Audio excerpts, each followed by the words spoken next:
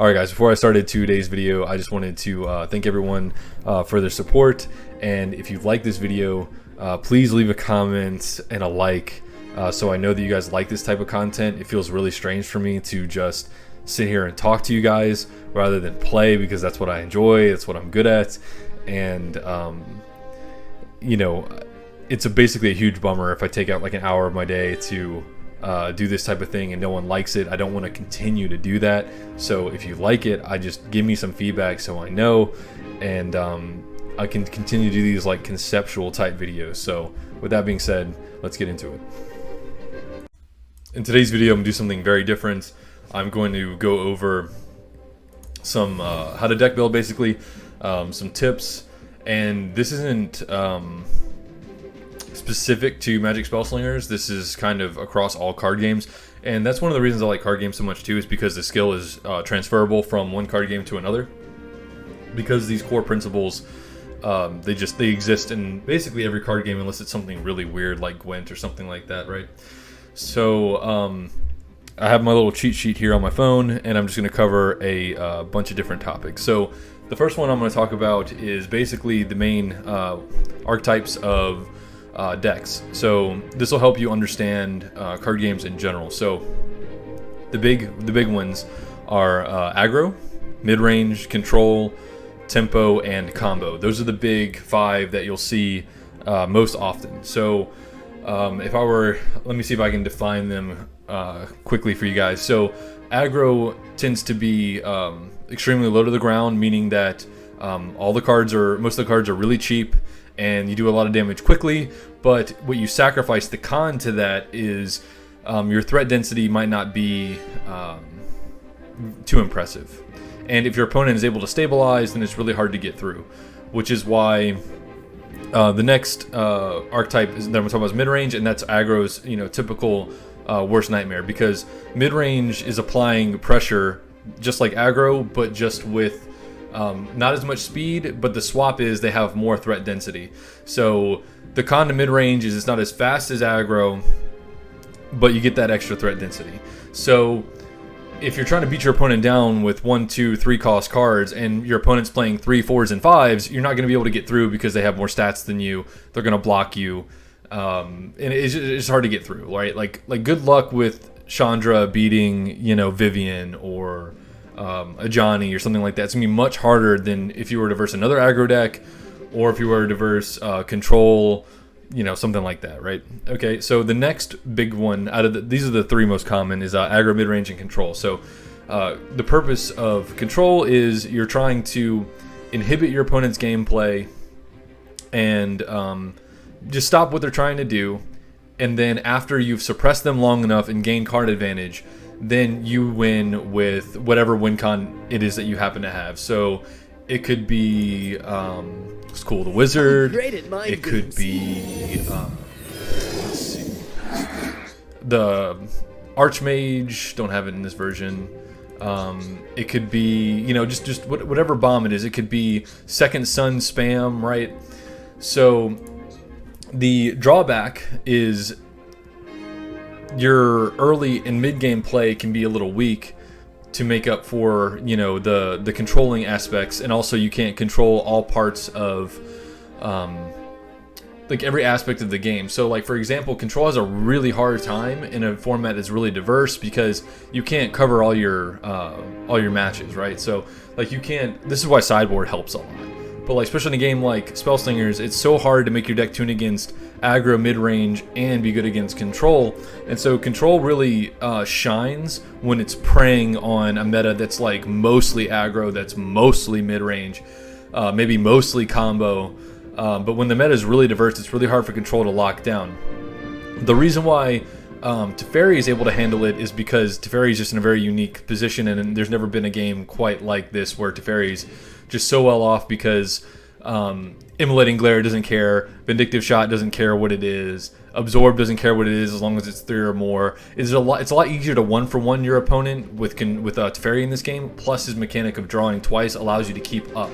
And you don't have to rely on like a board wipe to turn the corner on your opponent.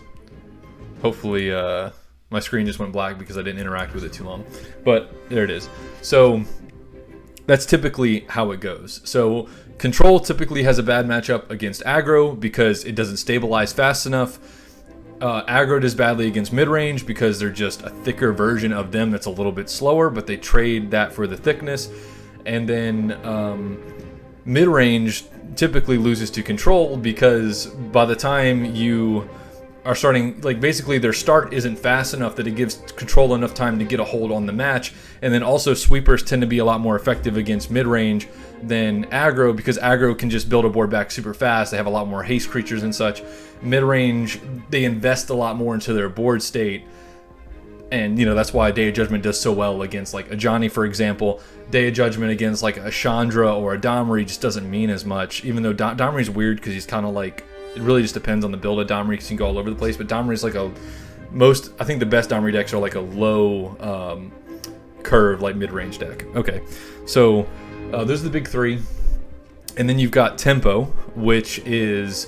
How do I explain Tempo? So Tempo is like you're adding pressure to the board that's usually not that much pressure while relieving some pressure from your opponent, and you're gaining like tempo, like tempi against them because you're slowly, how do I put this, like closing the game out with this incremental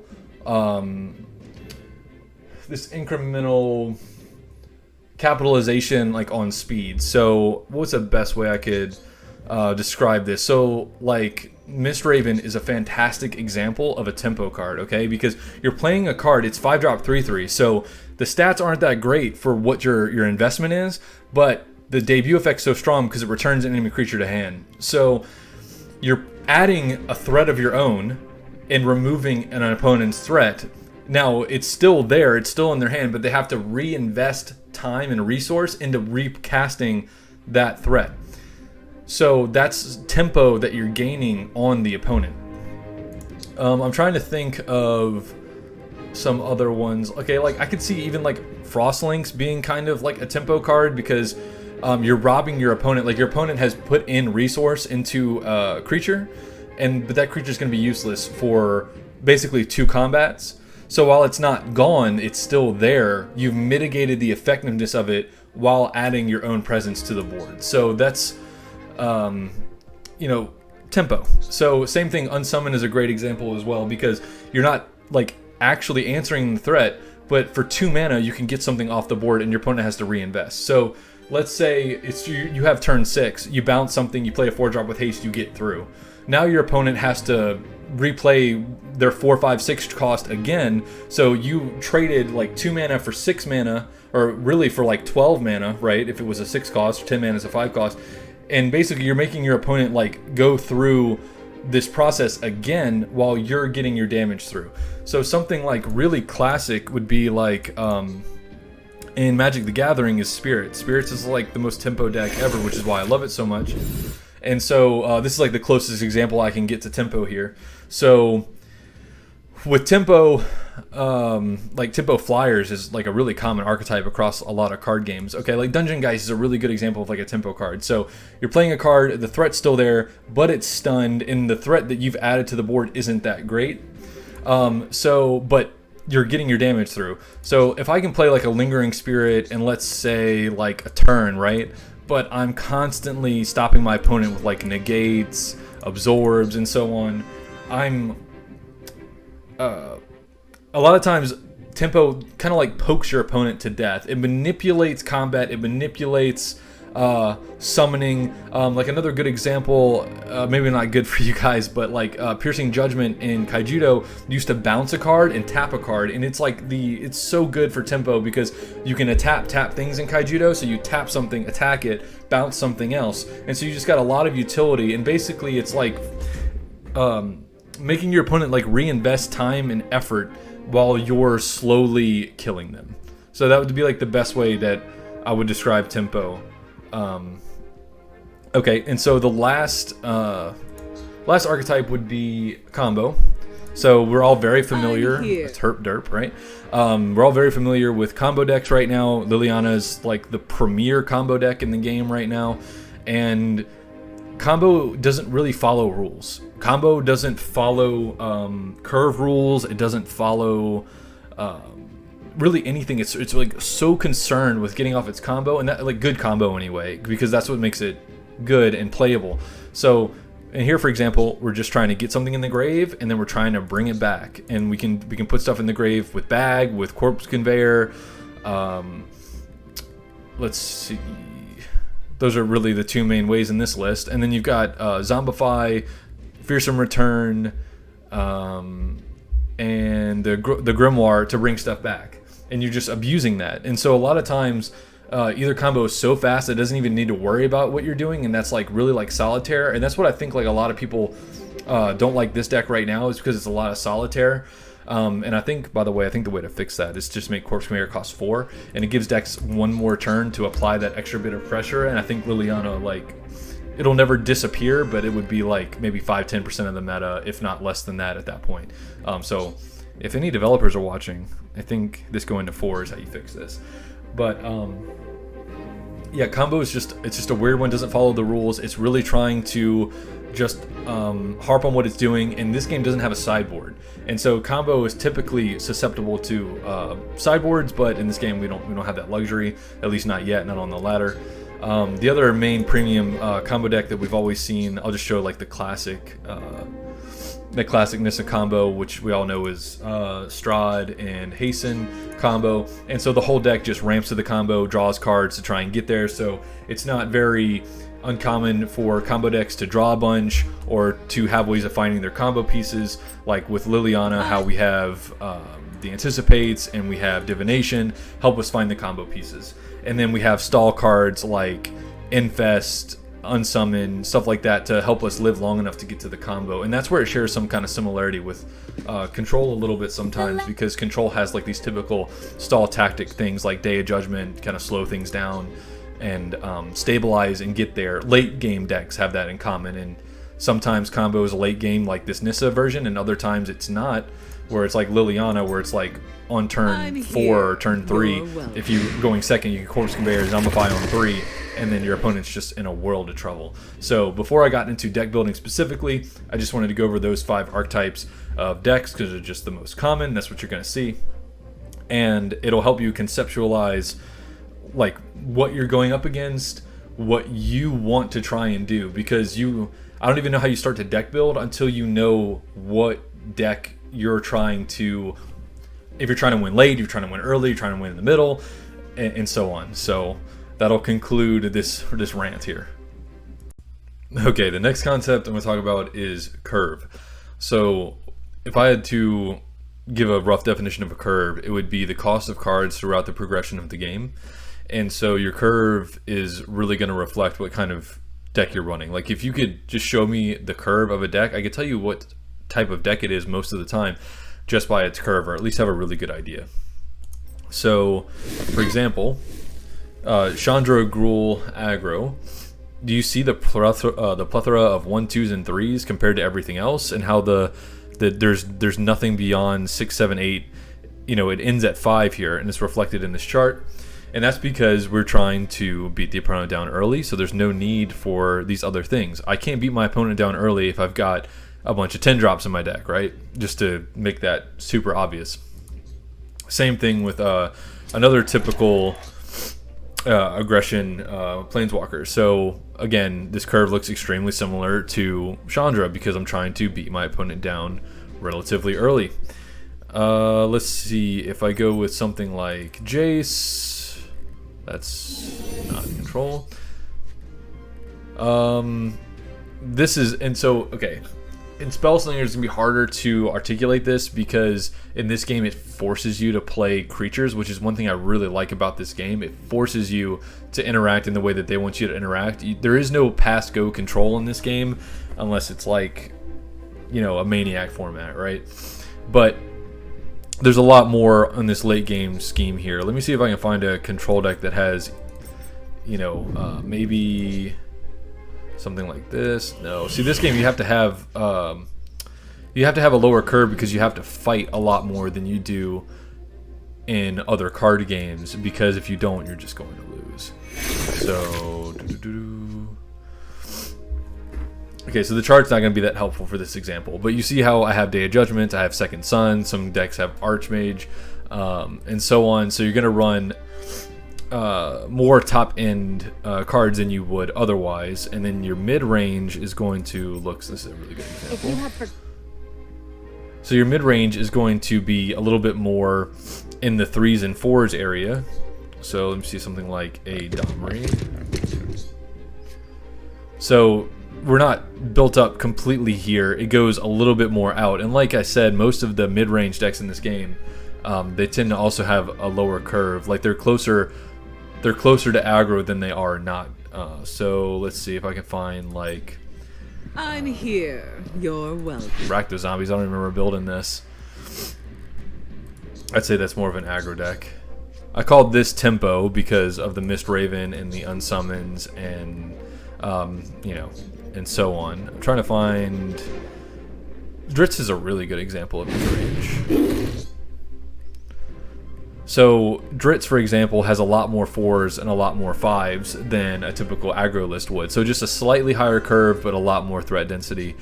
And control can only go so much higher before they just start getting curve stomped by all the aggro and all the mid-range. And then combo is probably just going to look like it's all over the place, exactly. So this is Nissa combo. It's just all over the place. Just because you got to have cards that keep you alive, cards that find you the combo pieces, and then the actual combo pieces themselves. Like, I wouldn't be surprised if Liliana's curve is just weird. Yeah, look. So, look at the density of late drops here. The middle's kind of sprinkled, and then there's a lot of interaction at the beginning. Because the reanimation spells and the interaction, like the Grave Disturbance to unsummon, the Drain Bloods, and so on, are early, and then the things you're trying to reanimate are huge. So like I said, combo doesn't follow traditional rules. So when you're trying to deck build, you need to figure out what you're going for, and then have a curve that is applicable to that. If you're like, I want to play aggro, but you have nothing but 10 drops, you're not going to be successful, obviously. But that's just like me going to the extreme to give a very clear example of what I mean. So that's going to cover it for curve. Okay, the next thing I'm going to cover is threat density. So whenever you build a deck, you have to make sure that you have enough threat to actually win the game. And so this is something that people overdo all the time, and this is something that people underdo all the time. A really good example of this is like in Magic the Gathering, a lot of control players will just have like exactly one win con, and it'll bite them in the butt all the time. So like my best friend went to a tournament one time, and it was like when Obzadad was like the thing for control, and it was just like a one creature that just kept coming back over and over and over again. And there's a card called Slaughter Games, and it was uncounterable. You name a name of a card, and it gets it out of their deck, and they don't have access to it anymore. So every time he went up against control, he just side in Slaughter Games, I think he mained Slaughter Games, as a matter of fact. But he would play Slaughter Games, call their win con, and as soon as it was the only thing that they had in their whole deck, they could actually win the game, they would just auto lose, and there's nothing they could do. So threat density is super important. So let me see if I can. A really clear example of this would be. Let me see with my Jace here. Don't know if it's not in my alarm control. It's in my tempo control. Okay, so a win con here is Elemental Mastery, School of the Wizard. Okay, so the problem with this is, if let's say this is my only win con, and most of the time you'd be okay. If it gets milled, if it gets countered, I have nothing.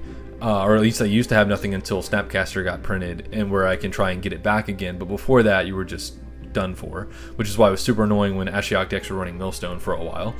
But I don't want to rely just on this win con, so a lot of the times I'll have Archmage as my secondary win con, because it can make these 3 spells that can also alternately win me the game, which I find is super important. I don't like playing control decks with only with one win con. And then we also have the Second Sun's Dawn, so you can Second Sun and win that way. And it also gives you more flexibility because you can heal and you can just burn out the board if you need some more board wipes. So I like building my control decks really, really flexible. Now, something like Liliana, for example. I'm here. A lot of people don't like to run the Grave Titan and Ebon Death because they want to make sure that they hit these with Conveyor Belt, and I totally understand that rationale. I'm not saying it's wrong. What I am saying, though, is if you're going against blue and your opponent has Shell Games, Mist Ravens, Unsummons, and so on. They only have to answer 3 things before your whole deck does nothing. Okay, which is also why some Liliana Reanimator decks splash School of the Wizard like I did forever ago. It's gone now, but I have a video of it on my channel. It was like a month and a half ago or a month ago at this point, because I was like, maybe I can play some big spells like Fearsome Return along with something like a Drain Blood and make a 5/4 and just continue to have threat density, because I don't want to have just these 3 threats in my deck. And you guys have seen on my channel where I'm playing like even an Ashiok list that didn't have like the hardest of answers, and I just grinded them out because they didn't have enough threat density in their deck. So sometimes to have more threat density, you need to basically cool the jets on the thing that you primarily want to do, because if that gets answered, you're in trouble. Same sort of reason in this like fun version of combo. I have the Grim Echoes with the Brontosaurus along with the Strahd and Hasten combo, because if this gets milled, if this gets countered, you know, like who knows, maybe Strahd's in the bottom 2 cards of my deck and my opponent has all the time in the world to kill me before I draw him. I like having a backup plan in decks that I play.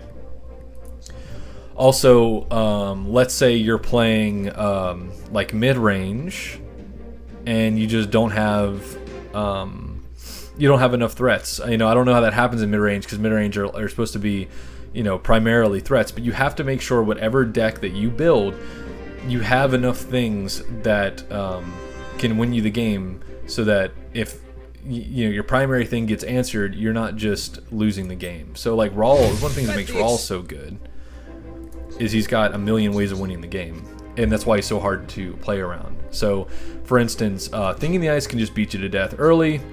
Mizium Monstrosity can beat you to death early. He can burn you out with bolts and the Chaos Lightnings and the shocks. He can kill you with Young Pyromancer spam. So he's very hard to contain because he's got all of these different win cons. And that's something that I said in my meta snapshot video, is something that all the good decks have in common, is that they're hard to contain. And one of the things that makes something hard to contain is if they have multiple win cons. Okay, and that's one reason why, like in the tournaments that I'm running now, and if there ever was a tournament with sideboard, something like this is really susceptible to graveyard hate. It's really susceptible if your opponent's running blue and they can side in Mist Ravens and they can side in Unsummons if they don't. It'll buy you so much more time. The reason why, I guess this will lead into the susceptibility topic I wanted to get into. That's the reason why a deck like this can be so strong, is because there is no sideboarding on the ladder.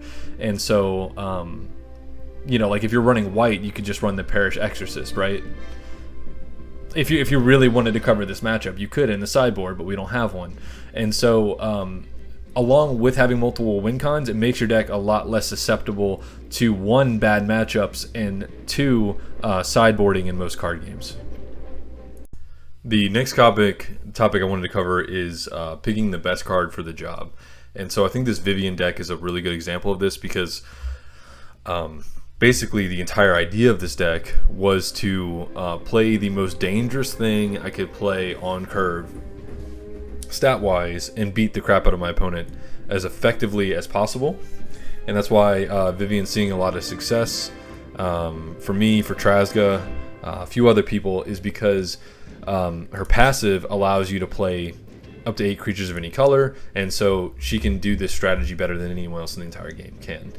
So if you're trying to, let's say you're trying to have the best mid-game threat possible, so let's just say it's a 4 or 5 drop.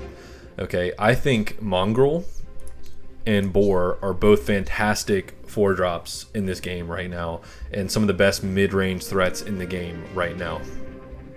Okay, so if I'm mid-range, I don't, for example, want something like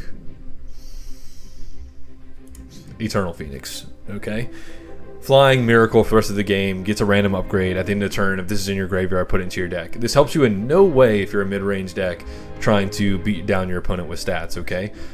Boar is obviously a better choice. After this survives a fight, he gets +2/+2, so it's a mid-range threat and must be dealt with. And when he fights, he gets even bigger, becoming more threatening.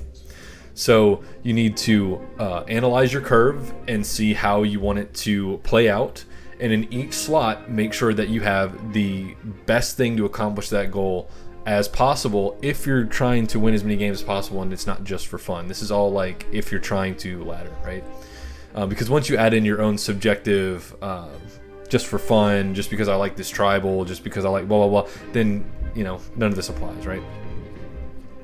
So this is why, like, Watch Wolf, I say a lot of the time, is the best 2-drop in the game, because it does everything. It can defend against aggro, it can defend against mid-range, it can attack the best in aggro, it can attack the best in mid-range for a 2-drop. It is just the absolute most stattiest card for 2 in the game. It can get over Rune Shell Crab, it can... what's the other card it can answer? There's another card that it doesn't die to that pretty much everything else does. But like the 1-drop 3/1 that Tusker would die to, but this doesn't. It allows it to exist and stay and continue to be an issue, which is why it's in the deck over something like, I don't know, just trying to pick out some bad example. This, you know, obviously this is a Vampire Tribal deck, you know, card, so it's not going to work well in a mid-range stat deck. So you have to find the best cards to get the job done in your particular goal, with inside, you know, the curve that you're trying to have. Let's see. And sometimes it's really hard to identify what the best card is to get a job done, which is why you have differences in deck building. If it was easy to spot, everyone would just have the same exact list for the same exact Spellslinger for the same exact strategy that they're going for. Let's see. I'm trying to think of something else. Okay, so like Dritz, for example, the reason why he's so good, one of the reasons he's so good, I think, is because you can run a plethora of different legendaries. And again, this is a mid-range deck, so I'm trying to find the best mid-range strats I can possibly have that get out the cat. So I picked legendaries that had haste, because legendaries with haste that proc the cat are obviously going to be more powerful than legendaries that just sit there for a turn. I know this is very obvious, but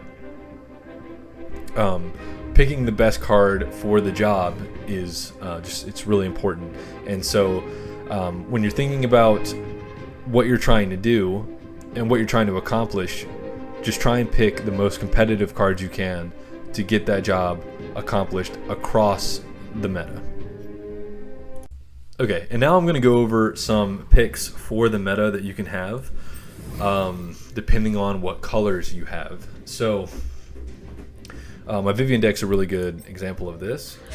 I think it has to be built this way, in my opinion, because Rawl is so good, Rawl is so prevalent, and so when Rawl's prevalent, you need a way of answering anything in the ice, and you need to answer Young Pyromancer, and you need to answer Mizzium Monstrosity. So knowing that, when I'm deck building, I'm deciding, okay, well, I need something that interacts early, so Grudge Match is good, Blindside is good, and Tracker is good, and it also leans themselves into the strategy because I have things that are bigger than my opponent on curve. So they just work perfectly. It's not just specifically that Rawl exists, it's that I have 9 things that interact early in my deck, and that's what helps me, you know, deal with Rawl.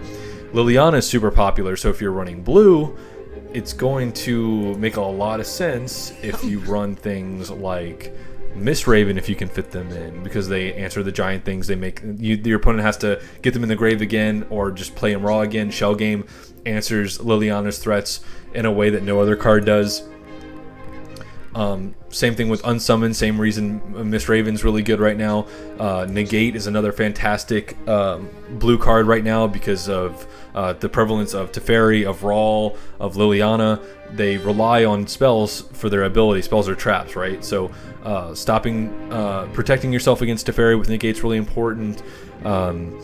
Stopping Liliana's reanimation is really important. Stopping Rawl's Chaos Lightning. If you negate something, it doesn't count towards one of the ticks for Rawl's ability, so it really slows them down. So if you're blue, my recommendation right now for this meta would be to have Negate somewhere, Unsummon somewhere, Miss Raven somewhere, Shell Game somewhere, something like that, because it really helps with the current meta.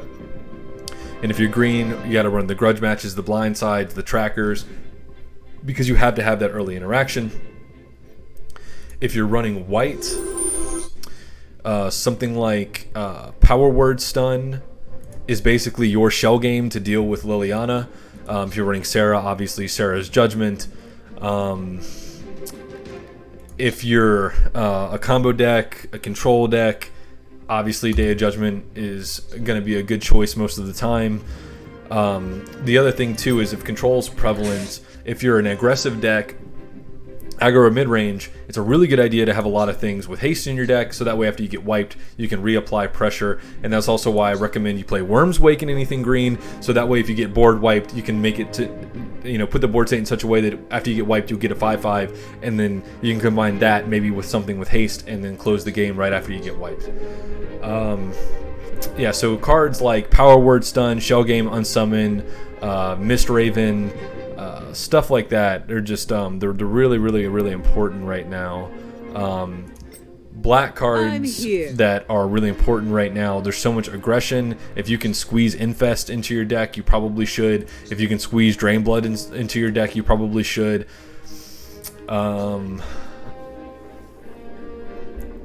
Red, if you can squeeze in things like Shock, it's probably not a super bad idea.